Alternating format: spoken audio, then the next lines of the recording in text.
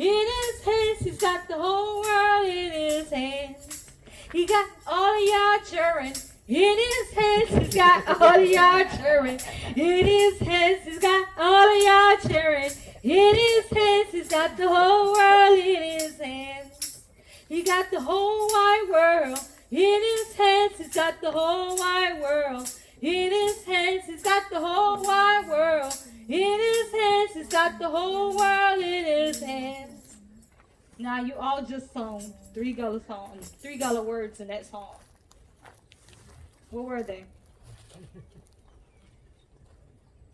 You don't speak Gullah? But you just sung the song, so you should know something. So y'all said Sharon, sister, and brother. Sister with an A and brother with an A. A lot of people like to ask me, where did Gullah come from? Do any of you guys know? Nope. It's a continent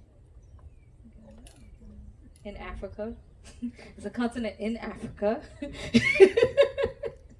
So the word I'm looking for is Angola. They took the "an" off and they used the word Gola. Then they took it from Gola to Gullah. The next question was, where did Geechee come from? Where y'all Georgia people at? Nobody in the group from Georgia? Okay. Well, there's a place over in Georgia called Savannah. There's also a river over in Savannah called the Geechee River. They took off the O and used the word Geechee. So if you lived in Savannah or you lived in Georgia area, you were known as a Geech or Geechee. What are you laughing for? So you're either Geech or Geechee. And that's because Georgia and South Carolina were more of the rice areas. And there's a gnat or something bothering me. What's your name, sweetheart? Lori. Lori's going to be my make-pretend fake mother today because my mom's still at work. My real one. She's out to Georgia. I'll drop them South Carolina. Why would she be something totally different from what I am? She's a Geech or Geechee, and I'm a Gullah. But we came from the same place, right? If I'm her daughter, I came from her, right? So why would we be totally called something totally different? You're close. I'm looking for a certain word, but not places. It starts with an L. Location. Because of the location that we were dropped off and we were labeled as Geechee or Gullah. Maybe I should tell y'all, nobody white was Gullah. Nobody. It was all black, brown people. Okay? Yeah, you might heard of Geechee boy rice or Geechee boy grits. They're just using the name. Ain't nothing Geechee about them. On one ship, how many languages you think was on one ship? Oh. Huh? 500. No, not that high. 50. More than 50 though. 100 different languages on one ship. But what I want to know from you guys is how many of y'all know 5 languages? Nobody? 4. Shree? Huh? Well, see, we're going to call that, I'll give you a minute. Hold on. 2? 1, 2, 3, 4. We got 4 people that know 2 languages. Okay, everybody who got a 1, don't raise your hand, but I'm going to give y'all one.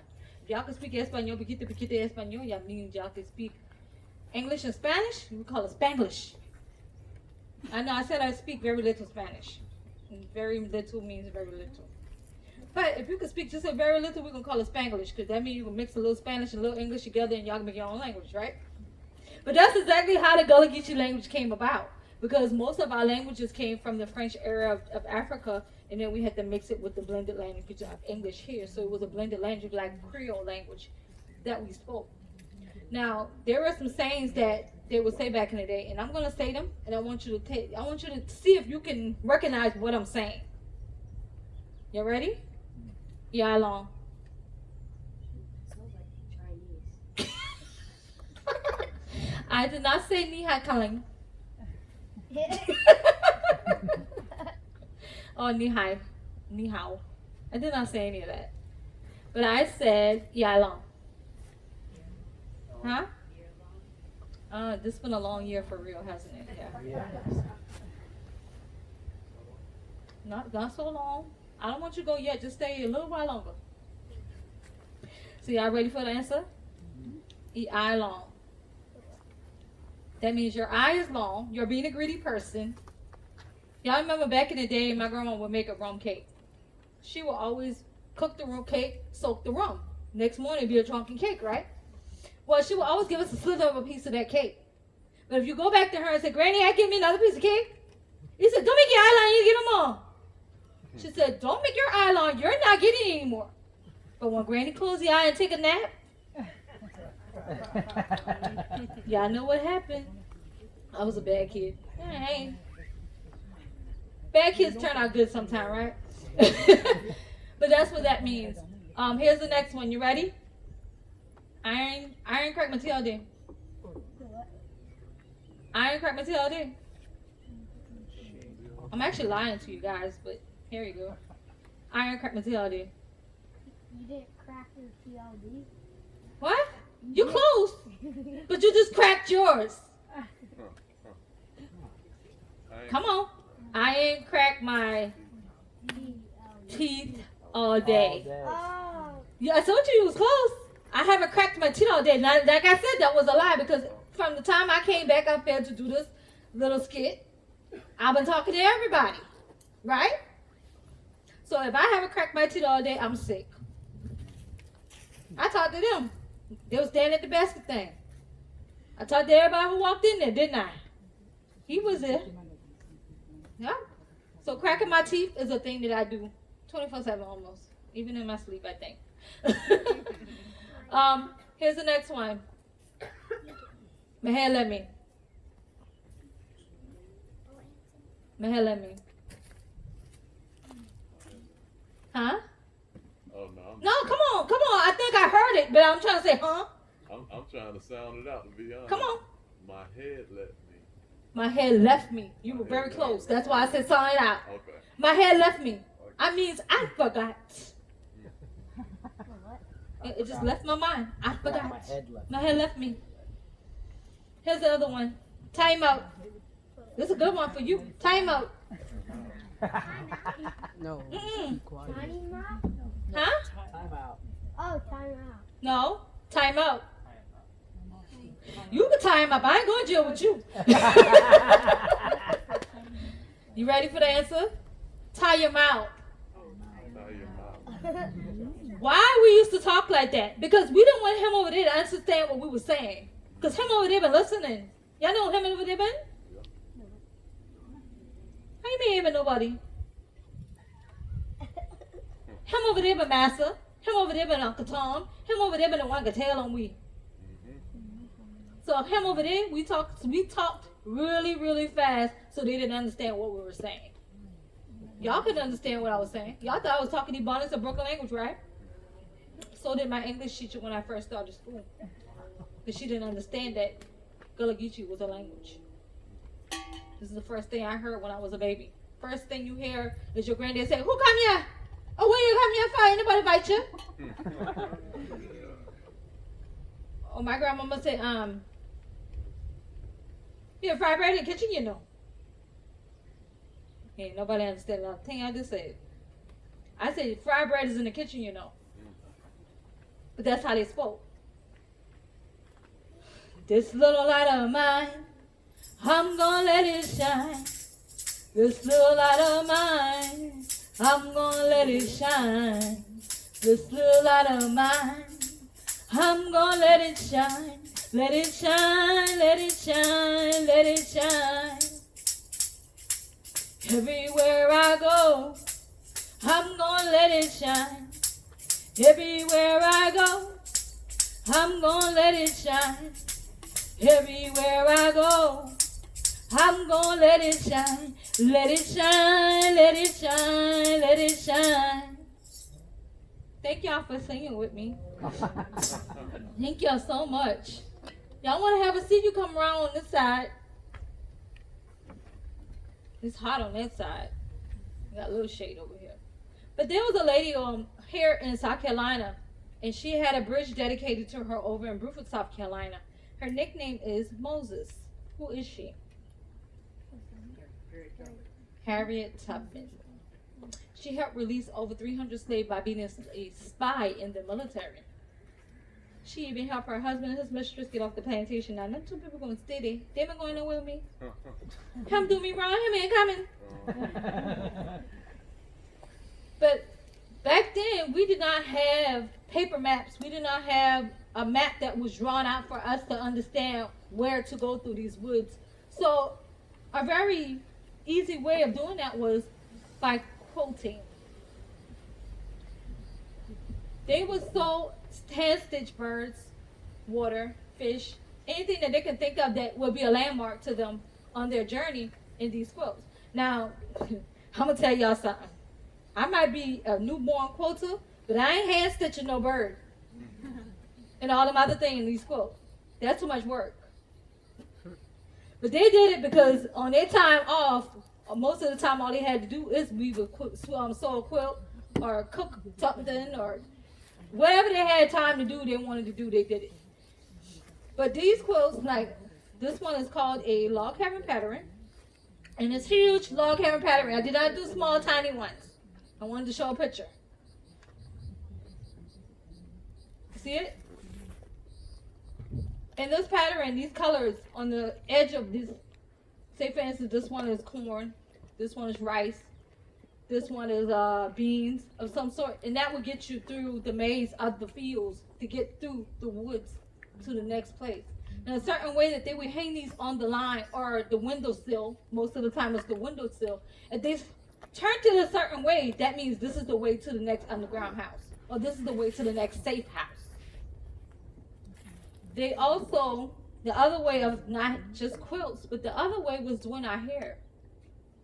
Y'all didn't know cornrow actually meant cornrow? Cornrow. I don't know if y'all peoples know about cornrows. Or y'all just call them what y'all call y'all plaits, y'all braids? Just braids? Well, ours was called cornrows. And most of the time it was straight back, like jailhouse. But they would actually braid maps in the back of our heads so the next person behind us can read and see where we was going, or look and see where we was going. So I'm going to turn around. And no, I'm not a slave, and my hair did not come from a slave, but it symbolizes how they would braid our hair back in the days. I just have a bomb stylist. There's actually one in the front, too. But that's how they would actually do our hair, and they would make maps in them. The other secret about our hairs being braided in cornrows was they always put a snack in our braids. What was it? Rice. They would braid rice in our hair, so on our journey, we just picked the rice out and have a snack. Yeah.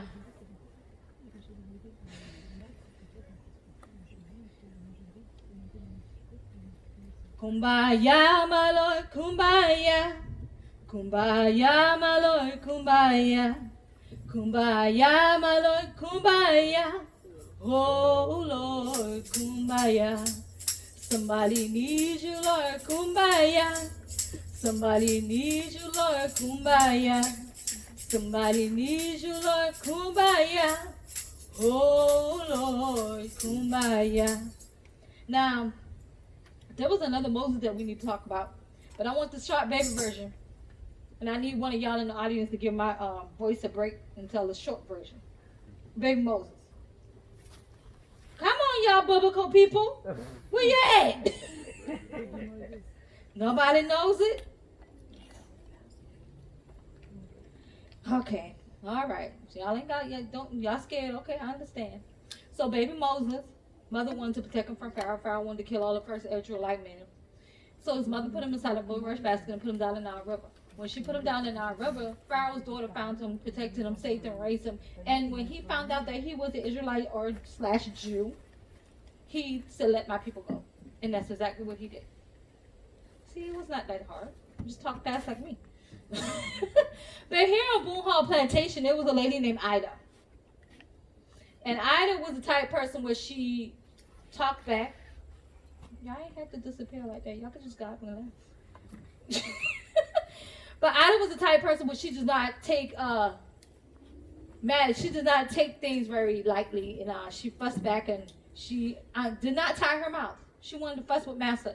So what happened was Master told Ida when they had the argument on the plantation, she said, "You and your whole family get off this plantation, don't ever come back." So Ida and her family left that day. And Ida went home, and Ida said, "Oh Lord, why I could do now? I gotta put off the plantation because I'm gonna tie him out.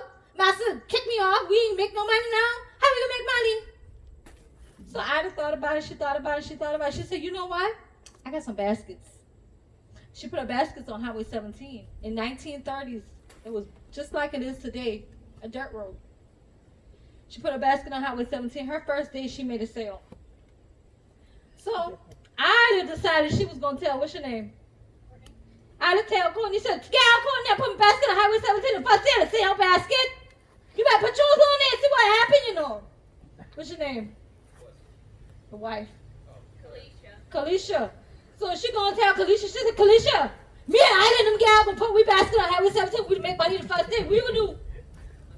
She could put her basket on Highway 17. What's your name, sweetheart? Julie. So they tell Julie, they said, "Julie, me and Ida and them gal, we basket on Highway 17. And the first day, them people will stop on that dirt road to buy a basket. What you gonna do?" She laughed at me. She ain't gonna put she basket on 17. So she's gonna put her basket on Highway 17 too. And I say all of this because this is the beginning of Highway 17 being Sweetgrass Basket Highway. Now if you go down here, leave out here, take a right, get to the light, take a right. It's gonna be on your left hand side, maybe a mile and a half down the road. If you get to the Wiz or the car wash, you have gone a little too far, just walk back. But that's Highway 17. Now, from Highway 17, they started going down to the Slaves Market. And once they went to the Slaves Market, they were, after they left the Slave Market, then they went down to Broad Street, which there was a four-corner Broad Street. Y'all know what that is? Four corners of Broad Street? Y'all know what happened on Four Corners? You pick up your mail, you get married, you go to court, you go to jail. No? Four corners of law? Y'all got it now? Y'all was quiet. Why my afternoon crew always quiet? I ain't want to talk back. Well, here in Boone Hall Plantation, there were 5 crops that made them very rich. Y'all can name them out and I can tell you yes or no. Nope. Corn. Cotton. Corn. Indigo. Mm-mm. They don't even have sweetgrass on the plantation. Oh, wow. Mm-mm. Sitting on it. So I have cotton and indigo, pecans, bricks, and lumber.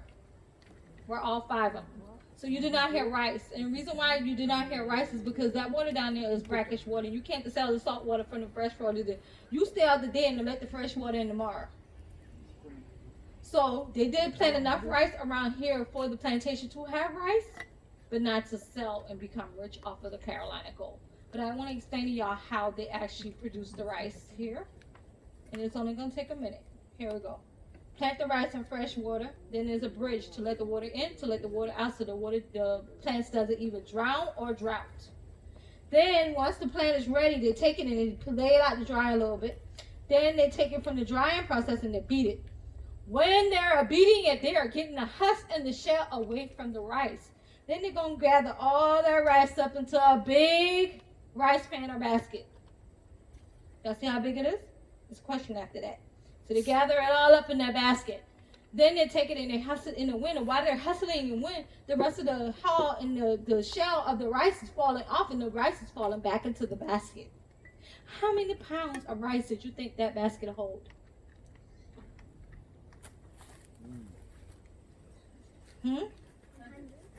Less than 100.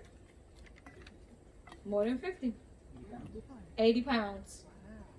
80 pounds of rice. Could you imagine putting 80 pounds of rice on top of your head, walking 10, 15 miles, depending on how far away you are from wherever you need to drop that rice off to? On your head. How many of y'all gonna put y'all 80-pound child on y'all head and walk around like a queen today or a king today? Nobody? Anybody up for the challenge? I'm only 80 pounds. I can use not to use my leg anymore today. Well, that's what they did. How old are you, son? You 12? All right. What's your name? Who? What's your nickname? Mel. What's your name, Dad? Okay. See, he got us. Why you did that to that baby? Mel, it's okay, baby. I ain't gonna trip. But I'm gonna tell a little skit about y'all. Okay, so Mel is 12 years old. At 12 years old, he would like to become a dad. I mean, a dad. At 12 years old, he would like to become a man. So he goes to his dad, and he's Wesley, and he says, Dad, I'd like to become a man today. So his dad tells him, you have to weave a basket that is watertight to become a man today. So he thinks about it, and about 3-4 days later, he comes back, and he brought the basket back to his dad. He said, Dad, I think I did it. I think I'm going to become a man today. So his dad takes the basket down by the riverside, put it in that water, and he's shaking in that water for 2 or 3 minutes to see if it's going to hold water. If it holds water in them couple of minutes that he had that basket in the water, he becomes a man today. What do you think, Wesley? He can become a man? Not yet. You got 8 more years. But back then, at 12 years old, he already had about 6 years of experience just working in the brickyard. They started 5 or 6 years old. That's why you see the fingerprints on the second building down there. The fingerprints are the little kids' prints when they squeeze the bricks, clay, to put into the mold. Oh, y'all didn't know that. Y'all didn't see the fingerprints? Nope. I bet you go back and look, though. The fingerprints. So at 12 years old, he's pretty much ready to become a man. Back then, now he's a video game, football, kickball, whatever kind of child. But back then, they were not on the entertainment side of computerized things. My grandmother was actually 12 years old when she had her first child. By the time she was 15, she was married. By the time she was 28, she already had 9 head. Mm-hmm. Imagine you, your mom, and your 12 kids and your husband living in this one house. It's only 306 square feet.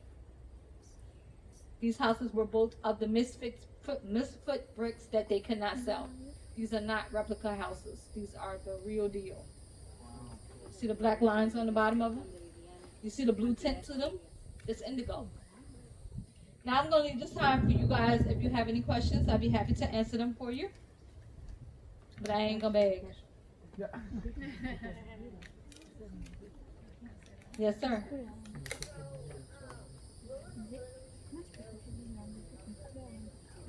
What would the what? They be in the brickyard too. They don't sacrifice because you're a girl or a boy. Mm-mm.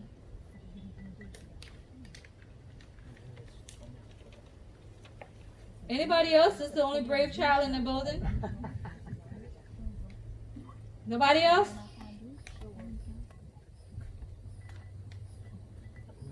Yes, baby. I know you're so cute, you just wanted to raise your hand. Aww. Aww. It's okay, cutie pie, I understand. Yes? How would they make music? A beating of the drum is more of a beating of a bucket.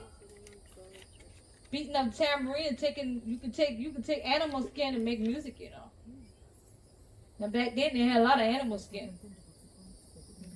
It's a lot of work. I won't tell you how to do it, but it's a lot of work. You gotta do a lot of work to get animal skin to be music. Yes. How much would a slave get paid for? Well, slaves did not get paid, sweetheart. Now in 1930, they were free. They were servants. Listen, baby. In 1930, they were free. They were servants, but they only got a nickel a pound. That's tough. You know how much that is? So 100 pounds is how much? At a nickel. It's $5.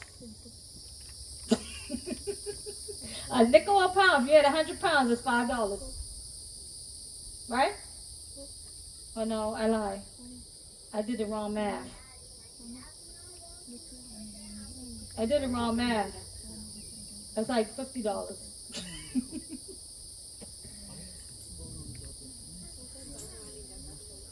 Anybody else? Yes? I don't want to sound stupid, but was there any history of Harriet Tubman taking any of the slaves from this area? I'm gonna tell you like this: Harriet Tubman was a smart woman, and she didn't want them to know where she been at. So no, No record of no. Why would you? Hold up. Let me ask you. Why would you put a record out there, knowing that you're stealing people?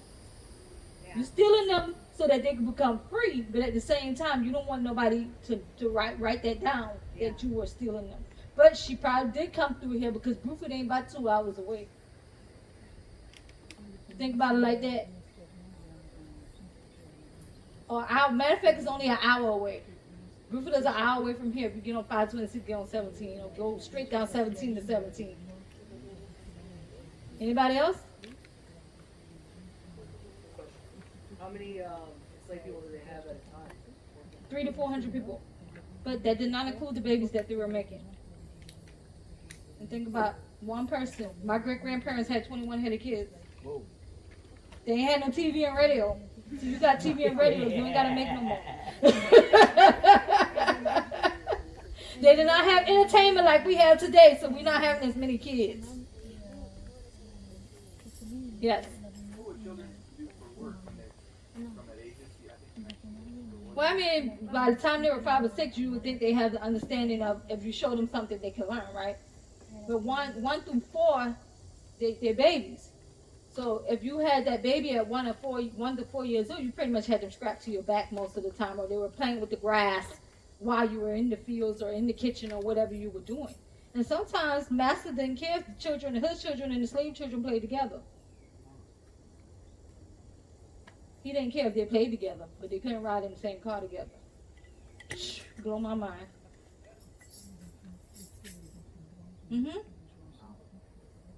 Anybody else? Yes, ma'am. What was the schedule like as far as Schedule. They worked from constant to constant, and certain days they had off.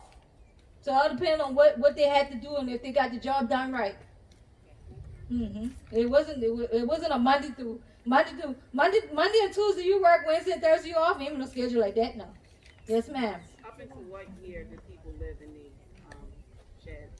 I mean, they one family house burnt down, and they knew the owner, so he let them live in here for 2-3 months until they got back on their feet. But if they got the right mind, I guess people still can live in them, but I can't. Yeah. No, but I was asking up until what? Oh, you year mean did- slavery or you mean freedom? I That's I what I'm would- asking. I would imagine after they were free, they still had sharecroppers. and Yeah, they stuff still that had sharecroppers. 1930, most of them would come here. Okay. 1856 was our freedom. 1853 was when we supposed to be free. 1865. Well, I got that backwards. I'm dyslexic today. 1865 and 1863. January 1st, 1863 was our freedom. June 19th, 1865 is when they released us. After that, we all were sharecroppers, and I say we as in my ancestors. We either were sharecroppers or we worked for like a nickel a pound. And I believe they worked for a nickel a pound up to the 1950s. When that freedom had initiated, was it as simple as you can just leave? No, not that. You got to think about it like this: we were stripped of our last names and everything. We were stripped of most of the stuff. So most people, if you hear of their last name that are freemen, because they were free. If you hear the last name of Boone, Middleton, Horrelback, it's because they took the name of the plantation owner. You got stripped of most of everything that we had. And 40 acres in a mule ain't gonna work. How you gonna give 400 people 40 acres in a mule? You do the math. Yes, sir. How much was it to buy the freedom for? I ain't know. Because I think most of them who tried to buy their freedom still couldn't buy their freedom.